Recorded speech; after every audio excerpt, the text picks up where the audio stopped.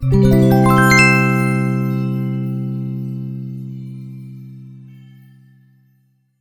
main objective of what I want to do today is share with you ways of selecting objects in Photoshop. For those of you who don't know me, I've spent the last couple of years basically creating a portfolio of fantasy composites. And as you might imagine, the first skill that's required to do this is to be able to cut a subject or an object out of one image and to paste it into another image. In Photoshop, there are 25 to 30 methods for doing this, probably 25 tools and at least 5 or 6 methods. And I'm going to share with you my workhorse today. Each of those methods work best in a specific scenario, but I'm going to first show you my go-to tool, and as time permits, show you another fun tool. So with that, let me show you a few examples of my work, and then we'll get into how I do it, and I'll show you an example of it. This one obviously is a composite, and it's made up of, let's see, 1, 2, 3, 4, 5 layers from 5 different images, plus the background, which was created in Photoshop without any camera involved. Another example of the types of images I've been producing would be this one. Let's see if we can't. This one actually is 3 layers. We have the girl. She was actually standing on a plastic resin chair looking out this window, so that was 1 layer. We have the water, which was another layer, and the piles of books, which was a 3rd layer. This was made from 3 images. This image is actually one we're going to use as an example today. I just learned a week ago that this won a blue ribbon in the latest Florida Camera Club Council Interclub competition. And it's made up of 3 layers. I shot the alley, which I'll show you, on a visit to Savannah. It was simply an alley between the restaurants and the shops along Front Street. The clown was a layer from another image, and the granddaughter was from a 3rd image. And this is another example of another image, and this is 3 layers. I had the wood, basically, actually it's 4 layers. I had the woods, I had this cat in the background was from an image. This was a toy figurine that made for another image. And finally, this is a toy figurine made for another image. And we just cut them out and stacked them up. So, why don't we begin? You can see that the skill that's required to make composites is the ability to cut a subject out of one image and to paste it into another image. Here's the image I just won a competition for with the FCCC, and this is the alleyway I shot. And I also shot a young lady here. Let's see if I can find my image. And it's interesting, when I make a composite, I usually start with a background. In fact, on my own computer, in my own files, I have a folder of backgrounds. I take a lot of images of empty alleyways, empty office buildings, empty fields, forest, where we have no subjects in them, and I use them for backgrounds, such as this alleyway. In any event, the way to cut out an object and place it in another image is to select it. There are, as I said earlier, about 25, 30 ways of selecting images, and each works best in a specific scenario, whether there's a great color difference between the subject and the background, whether there are merges or fine details, etc. My go-to tool, though, in most situations, is the pen tool. And the pen tool is, I'll count them down, but looks like it's about 12 or 15 images down. And it's this little icon that looks like a pen. and you have several selections. I'll take the pen tool itself. The pen tool acts very much like the polygon lasso tool, which you're probably accustomed to using. You're able to, let's see if I can't magnify this.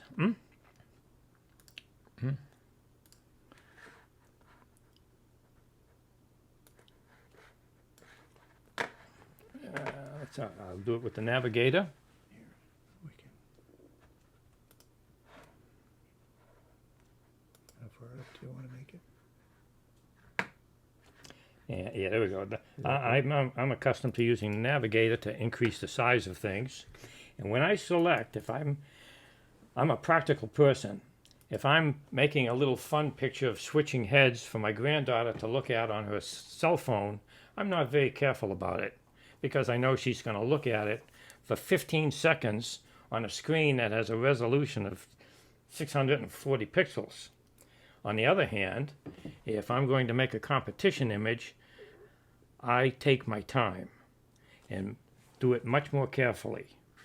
With the pen tool, it's possible, if you enlarge the subject you want to select, and I usually enlarge it minimum of 100 to 200%, and I often enlarge it to 400 to 600%.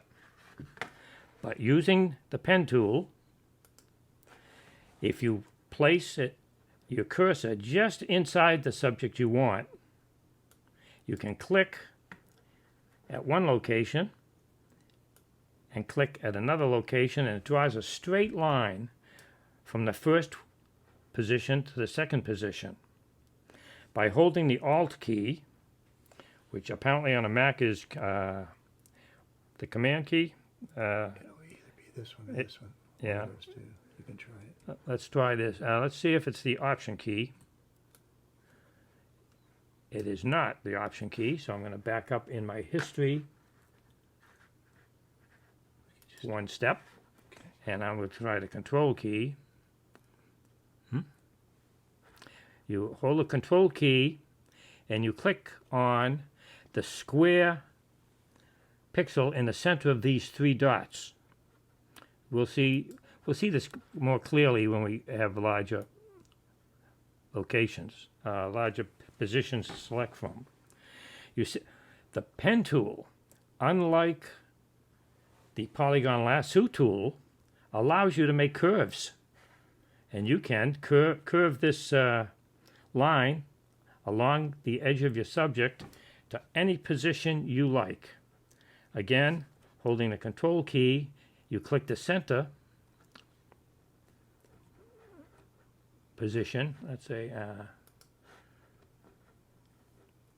center button, get out of it, and it's going to allow me to do it again here. Let's see. I take that curve, and by the way, as a side note, I have used this technique to sharpen images, because this will cut the image. Literally, if you have a soft edge, it'll cut it on a sharp line. Oh, let's see. We can go here. I'm going to take this little piece, and this little piece. These are pretty well straight lines. But the wonderful thing about the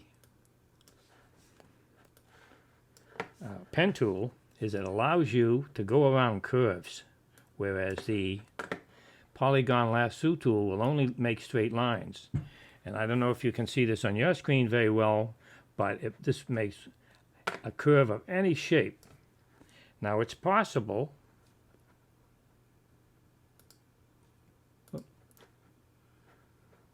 yeah, we're going to do this one again, curve that there, Option.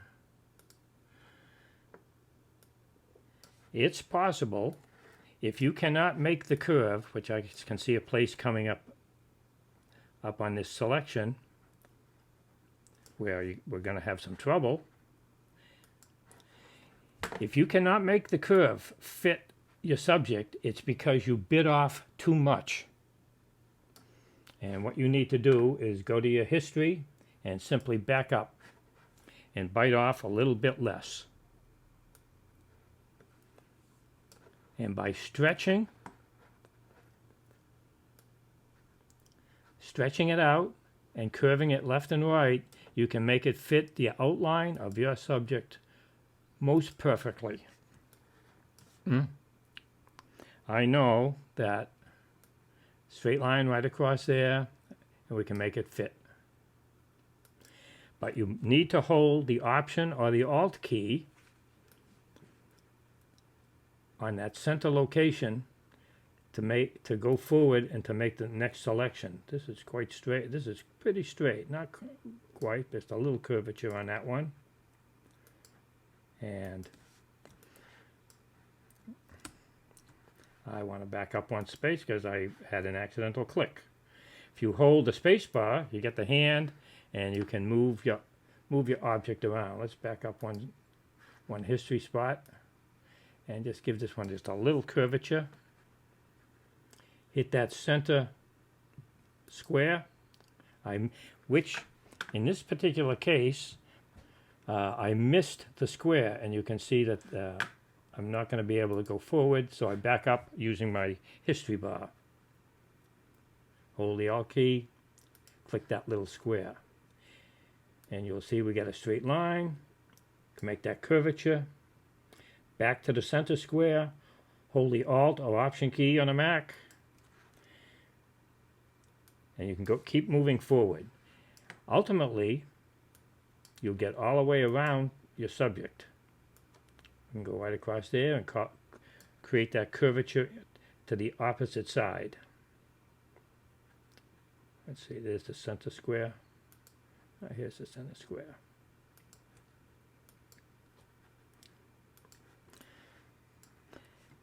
Now, let me back up one. There we go. And if you make an error and you click in the wrong place, it's not very serious because the history allows you to back it up. Way too much, way in the wrong direction, just make it fit the outline of your subject. Now, this is a fairly simple subject to select. We have a lot of nice straight lines. We have a significant difference in color we can see between the background and the subject itself. Watch this. You can curve it right up like that. These are called, I forget the name of it, what these curves are called, but they just fit about any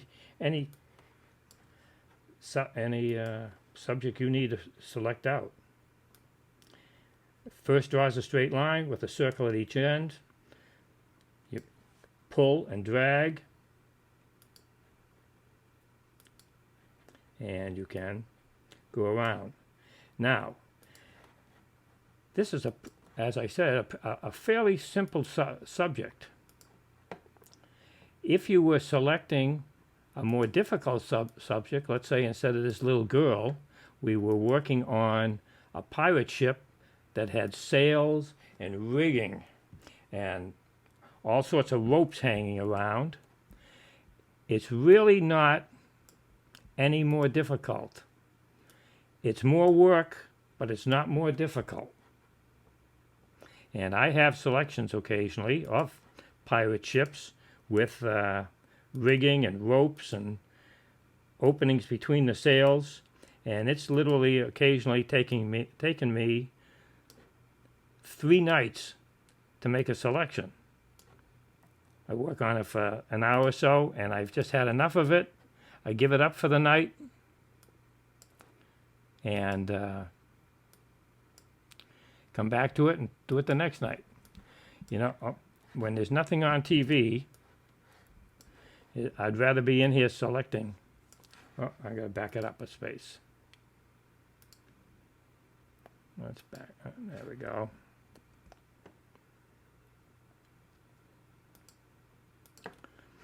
Also, for these demonstrations, I'm working on a little bit smaller screen than I normally work on.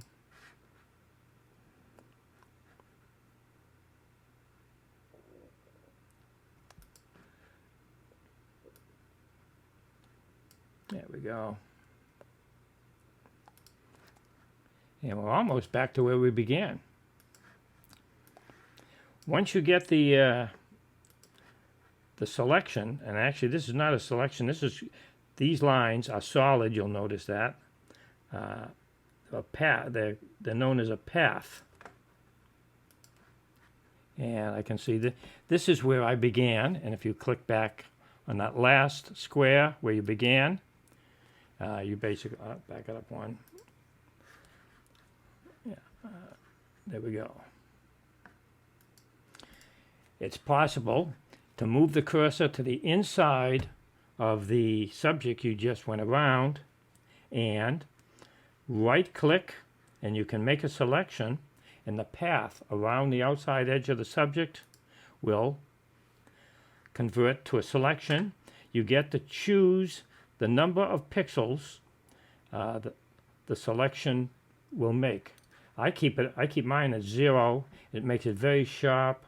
Occasionally you might want to feather it 1 or 2 pixels at the most to soften it, but pretty much I make a sharp cut, and I'm going to say OK to that, and you can see I get the marching ants.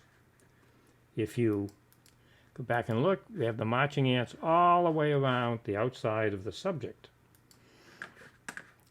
Now the trick is to get it onto a transparent background, and we do that by going Edit, Copy. And this is a Photoshop recipe I have. This is how you move a subject from one image to another image. You get the marching ants around what you desire to move. You go to Edit, Copy, and a copy of what's inside the marching ants will go onto the clipboard in the computer. Then you go File, New. The computer, Photoshop, will make the file size exactly the size that you've selected. And it's on the clipboard. We want to make sure that the background is not white. We want to make sure that the background is transparent. And we say Create. We now have a transparent background with nothing on it. But we have, because we went Edit, Copy, what's inside the marching ants here is on the clipboard, and it's simple to go to Edit, Paste, and we now have the young lady on a transparent background. Now it's possible I can close out the young lady because I don't need this version anymore. And I have this one where she is on a transparent background. Now I want you to observe something, and I chose this particular subject for a reason, and that is we have one piece of her which we did not want to select. This is the background in the original image, and we still have that. So what we do is use the pen tool again, and we can select this area.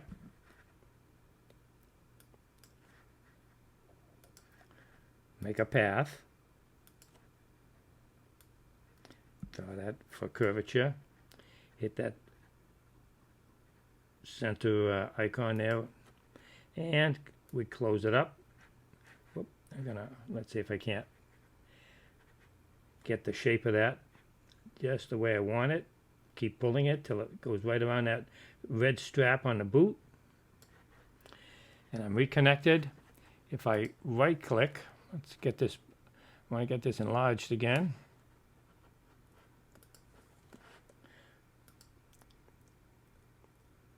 I can make a selection. I'm going to have it at 0 feather, and I have the marching ants around this part of the image. Let me make that image small, a little bit smaller, so you can see what I'm doing.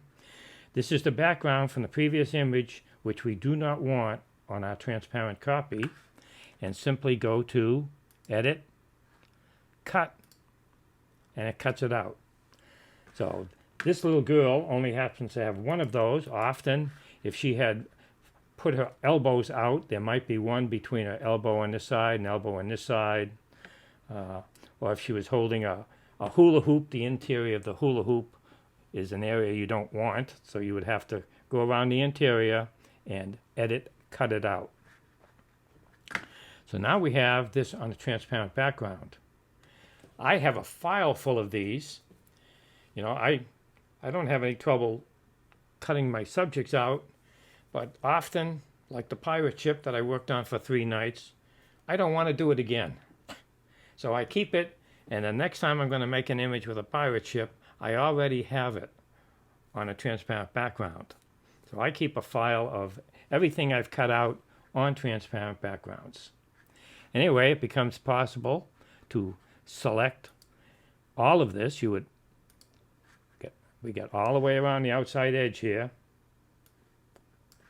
with the marching ants, edit, copy, and if we go to our alleyway, it becomes quite simple to go to edit, paste, and there she is in our alleyway.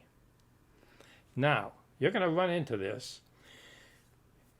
Image size becomes important when you're making composites.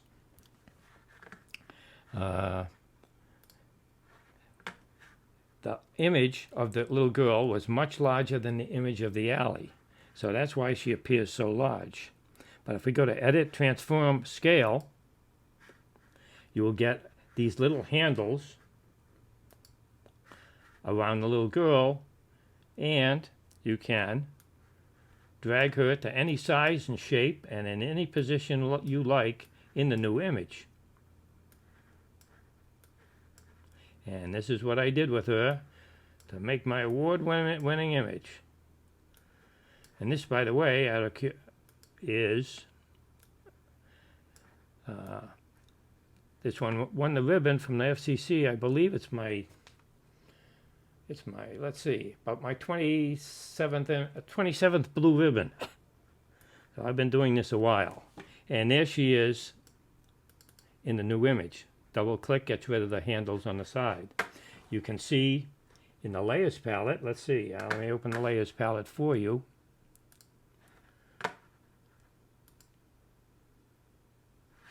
Here it is. We have 2 layers. We have the alleyway that I originally opened. I'm going to turn the eye off on this.